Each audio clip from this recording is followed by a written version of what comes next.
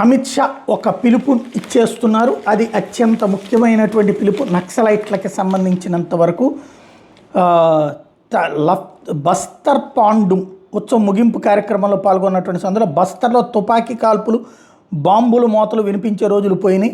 ఇకనైనా ఆయుధాలు విడనాడి ప్రధాన జనజీవన స్రవంతిలో కలవాలంటూ పిలుపునిచ్చారు. మీరు ఈ దేశ పౌరులే, నక్సలైట్ చనిపోతే ఎవరు సంతోషపడరు, మీ ఆయుధాలను అప్పగించండి, ఆయుధాలు చూపి బస్తర్ ప్రాంత గిరిజన సోదరిమణుల పురోభివృద్ధిని ఆపలేరు అంటూ చెప్పుకొచ్చారు. లొంగిపోయి అభివృద్ధి ప్రక్రియలో పాలు పంచుకునే మావోయిస్టులకు కేంద్ర రాష్ట్ర ప్రభుత్వాలు పూర్తిగా భద్రత కల్పిస్తాయని భరోసా ఇచ్చారు. బస్తర్ గత 50 ఏళ్లుగా ఎంతో వెనుకబాటుకు గురైంది. ఈ ప్రాంతం అభివృద్ధి చెందాల్సిన అవసరం ఎంతో ఉంది. ఇందుకోసం అవసరమైనవన్నీ సమకూర్చేందుకు మోడీ సిద్ధంగా ఉన్నారు.